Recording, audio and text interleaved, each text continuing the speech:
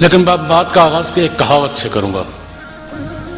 ہمارے ہاں عربی ادب کی ابتدائی کتابوں میں ایک کہاوت کہیں پڑھی تھی کہ ایک مصور تصویر بنا رہا تھا دیوار پر، اور تصویر کا منظر یہ تھا کہ انسان نے شیر کی گردن پکڑی ہوئی ہے اور گلا گھونٹ رہا اس کا.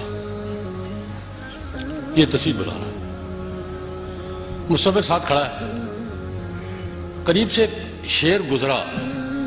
تصویر کا منظر یہ ہے کہ شیر کی گردن انسان کے ہاتھ میں ہے اور اس نے جکڑی ہوئی ہے اور اس کو گردن دبوچ رہا اس کی.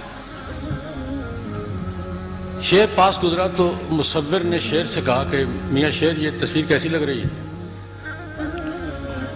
اس نے کہا اچھی لگ رہی ہے، لیکن بات یہ ہے کہ قلم آپ کے ہاتھ میں ہے، قلم میرے ہاتھ میں ہوتا تو پتہ چلتا کون کس کا گلا گھونٹتا ہے. آج عالمی منظر یہ ہے کہ جس کے ہاتھ میں قلم ہے، جس کے ہاتھ میں میڈیا ہے، جس کے ہاتھ میں ابلاغ کی قوتیں ہیں، ہماری کوتاہی ہے کہ ہمارے پاس نہیں ہے، لیکن وہ جیسی چاہیں منظر کشی کریں، جیسی چاہے تصویر پیش کر دیں. ہم اس صورتحال سے دوچار ہیں کہ قلم ہمارے ہاتھ میں نہیں ہے، میڈیا ہمارے ہاتھ میں نہیں ہے. اس میں جو تناظر نظر آ رہا ہے، میں 2-3 باتیں عرض کرنا چاہوں گا. ایک بات تو یہ کہ حقوق سوسائٹی کے ہوں، فرد کے ہوں، عورت کے ہوں، قوموں کے ہوں، ایک اس کا بڑا وسیع دائرہ ہے. آج یہ منظر دنیا کو دکھایا جا رہا ہے اور کہا جا رہا ہے کہ شاید حقوق کا آغاز دنیا میں انقلاب فرانس سے ہوا تھا. اس سے پہلے کوئی نہ حق تھا، نہ کوئی روشنی تھی، نہ کوئی علم تھا، نہ کچھ تھا، نہ کچھ تھا. ہماری تعلیمی اداروں میں پڑھایا بھی یہی جا رہا ہے، دنیا کو بتایا بھی یہی جا رہا ہے کہ حقوق اور انسانیت اور ہیومینٹی اور جناب روشنی اور جناب یہ سب آغاز انقلاب فرانس سے ہے. اس سے پہلے کچھ بھی نہیں تھا اور ہم نے آغاز کیا اور 200 سال میں دنیا کو پتہ نہیں کہاں پہنچا دیا. میں یہ کہنا چاہوں گا کہ یہ بات درست نہیں ہے، یہ تاثر دنیا کو، یہ بات درست نہیں ہے. میں لمبی بات کا وقت نہیں ہے ورنہ بہت کچھ کہنے کو جی چاہ رہا ہے. مثال کے طور پر 2-3 باتیں عرض کروں گا. یہ آج کے حقوق میں بڑی بات کہی جاتی ہے کہ سوسائٹی کا حق ہے کہ حکومت اس کی مرضی سے بنے. UN چارٹر میں بھی ہے، سوسائٹی کا حق ہے کہ حکومت اس کے اعتماد سے بنے. میں کہوں گا کہ جناب نبی کریم صلی اللہ علیہ وسلم نے اپنا جانشین نامزد نہیں کیا، کرنا چاہا لیکن انکار کر دیا. یا المؤمنون یا اللہ والمؤمنون الا ابا بکر. آپ نے رائمہ پہ اعتماد کیا، سوسائٹی پہ اعتماد کیا، اور جناب نبی کریم صلی اللہ علیہ وسلم کا جو جانشین منتخب ہوا وہ مسلط نہیں ہوا، لوگوں کی رائے سے منتخب ہوا. آپ اس تاریخی حقیقت کو کیسے نظر انداز کریں گے کہ عوام کی رائے سے حکومت بننا اور رائمہ کی قوت کے ساتھ حکومت تشکیل پانا، اس کا آغاز انقلاب فرانس سے نہیں ہوا، حضرت صدیق اکبر سے. میں دوسری بات عرض کرنا چاہوں گا. یہ کہا جاتا ہے دلیل کی حکومت اور قانون کی حکومت اور دستور کی حکومت. میں یہ جسارت کروں گا کہ حکومت اختیارات بادشاہ کے پاس ہوں، ایک فرد دستور کے تمام تر معاملات کا خود مختار ہو، تو یہ ڈکٹیٹرشپ ہے. اور اگر ایک پارلیمنٹ کے سپر ہو جائے دستور کے، وہ جو چاہے کرے دستور کے ساتھ، یہ بھی ڈکٹیٹرشپ ہے. دلیل کی حکومت سب سے پہلے حضرت صدیق اکبر نے قائم کی جب انہوں نے یہ اعلان کیا اپنی پالیسی سپیچ پہ کہ میں قرآن و سنت کی پابندی کروں گا، اگر کروں تو میری اطاعت تم پر فرض ہے، اگر قرآن و سنت کے مطابق نہ چلوں تو میری اطاعت تم پر فرض نہیں ہے، اگر میں سیدھا چلوں تو میرا ساتھ دو اور ٹیڑھا چلوں تو مجھے پکڑ کے سیدھا کر دو. اور قرآن و سنت وہ دستور ہے جس میں نہ صدیق اکبر ترمیم کے مجاز ہے، نہ قیامت تک اور ترمیم کا مجاز ہے.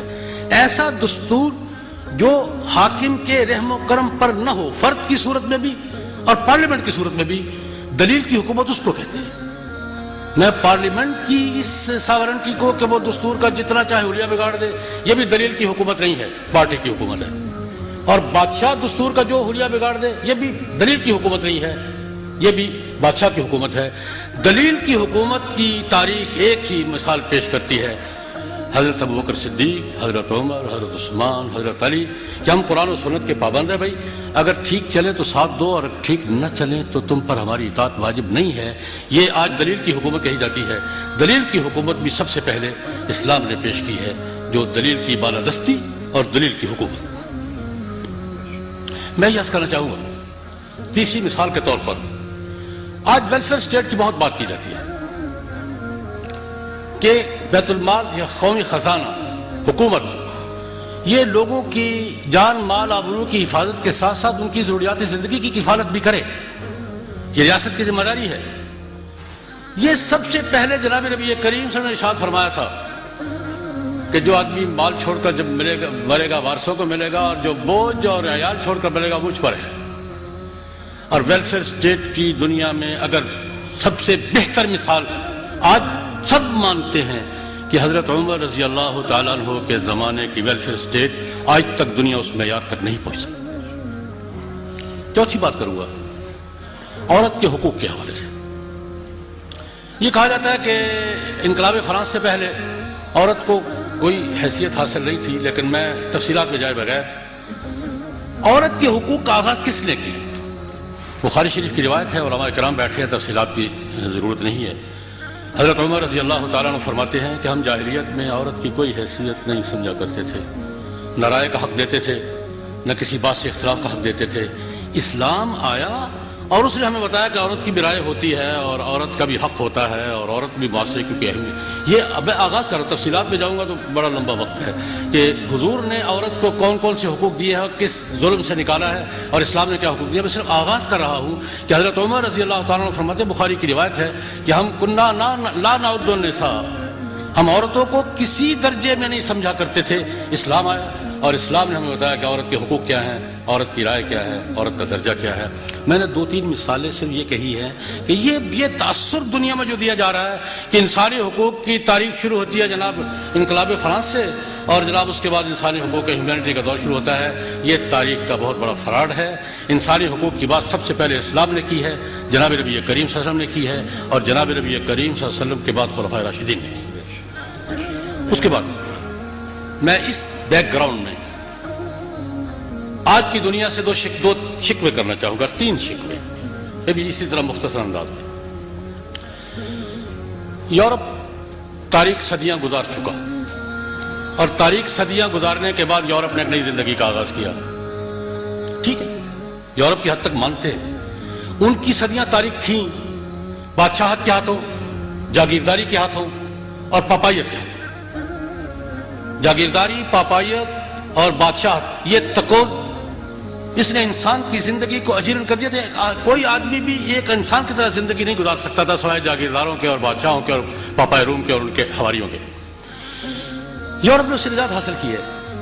میرا سوال یہ ہے کہ اس تاریخ صدیوں کے ظلم اور جبر کے ریئیکشن میں یورپ نے جو آگے نکل گیا ہے ریئیکشن میں، وہ ریئیکشن باقی دنیا پر کیوں مسلط کرنا چاہتا ہے؟ ہمارا پس منظر تو یہ نہیں ہے. ہم تو جس وقت یورپ تاریخ صدیوں میں وقت گزار رہا تھا تب بھی ہمارے ہاں، اور نہ صحیح قضاء کا نظام، عدالت کا نظام تو ہمارا 1200 سال سے 1300 سال سے ایک آزاد نظام چل رہا تھا. بادشاہ کے خلاف بھی بات درخواست ہوتی تھی، جب بادشاہ بھی درباروں میں پیش ہوتے تھے، بڑے بڑے بادشاہ پیش ہوتے تھے. خلافت کو ملوکیت کہہ لیجئے، بادشاہت کہہ لیجئے، لیکن عدلیہ کا نظام تو ہمارا 1300 سال سے اتنا مستحکم ہے. میں شکوہ یہ ہے کہ یورپ اپنا پس منظر ہم پہ کیوں مسلط کر رہا، اور اس پس منظر کے ریئیکشن میں یورپ نے جو ڈھانچہ بنایا ہے وہ ہم پہ کیوں مسلط کر رہا. یورپ کا پس منظر ہوگا تاریخ صدیاں، ہمارا پس منظر نہیں ہے. ہم نے تو روشنی کا آغاز کیا تھا. جناب نبی کریم صلی اللہ علیہ وسلم نے جب حجۃ الوداع کے خطبے میں اعلان فرمایا تھا، کل امر الجاہلیت موضوع تحت قدمی، میں جاہلیت کی ساری قدریں آج اپنے پاؤں کے نیچے رون کر آگے تاریخ کا قافلہ آگے بڑھا رہا ہوں. میرا ایک شکوہ یہ ہے کہ یورپ ٹھیک ہے اپنے پس منظر میں، میرا تبصرہ یہی ہے کہ چونکہ تاریخ صدیوں کا جبر اور تشدد انتہا پر تھا، ریئیکشن بھی اس کے حساب سے ہوا اور ریئیکشن میں آگے نکل گئے، وہ آپ واپسی کے راستے تلاش کر رہے ہیں. میرا گزارش کا مطلب یہ ہے کہ یورپ اپنا پس منظر اور اس کا ریئیکشن اپنے دائرے میں رکھے. ہمارا نہ یہ پس منظر ہے اور نہ اس شدت کے ریئیکشن کو قبول کرنے کے لیے ہم تیار ہیں. دوسرا شکوہ افراد کی حقوق کی بات. ہیومن رائٹس کا چارٹر ہے, یہ ہے, بڑا کچھ ہے, میں کسی سے انکار نہیں کرتا. بہت کچھ آزادیاں ملی ہیں لوگوں کو اور بہت کچھ جبر کے رسے ٹوٹے ہیں, لیکن میرا ہلکا سا سوال ہے, اب فرد کے حقوق پر تو آج دنیا بھر میں جنگیں لڑی جا رہی ہیں. فرد کے حقوق تو ہیں, قوموں کا بھی کوئی حق ہے کہ نہیں ہے؟ فرد کے حقوق کے لیے دنیا بھر میں یلغار کرنے والا مغرب قوموں کے حقوق کیوں پیس ڈال دیے ہیں؟ حقوق صرف افراد کے ہیں, سوسائٹیوں کے نہیں ہیں, قوموں کے نہیں ہیں. مجھ سے ایک صاحب نے پوچھا تھا, جناب آپ مغرب کے حقوق, انسانی حقوق اور ہیومن رائٹس کے نظام پر کیا کہنا؟ کہ بہت اچھا ہے, زیادہ ہی اچھا ہے, زیادہ آگے نکل گئے ہیں. لیکن میرا سوال یہ ہے کہ حقوق صرف افراد کے ہوتے ہیں, قوموں کے نہیں ہوتے؟ آج قوموں کا جو حشر ہو رہا ہے یہ حقوق کے کسی دائرے میں نہیں آتا. ممالک کے ساتھ اور قوموں کی خود مختاری سلب کر کے اور قوموں کے نظام کو تباہ کر کر اور مسلط ہو کر یورپ قوموں کے ساتھ مگر یورپ ایک ہی چیز ہے, کیا کر رہا ہے؟ یہ میرا دوسرا شکوہ ہے کہ فرد کے حقوق کی بات تو ہوتی ہے, اقوام اور ممالک کے حقوق کدھر گئے, کس فریزر میں منجمد ہو گئے ہیں؟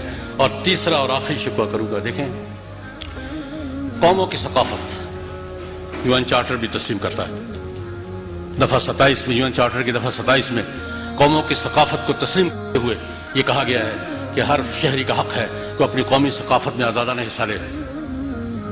لیکن کسی قوم کی ثقافت کو مغرب باقی رہنے دے گا تو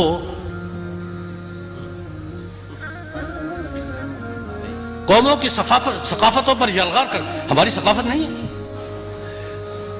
ایک مسلمان کی حیثیت سے ملت اسلامیہ کی ثقافت ہے یا نہیں؟ مغرب نے سیکھا کہاں سے ہے؟ مغرب نے آزادی اور ثقافت اور حقوق سیکھے کہاں سے؟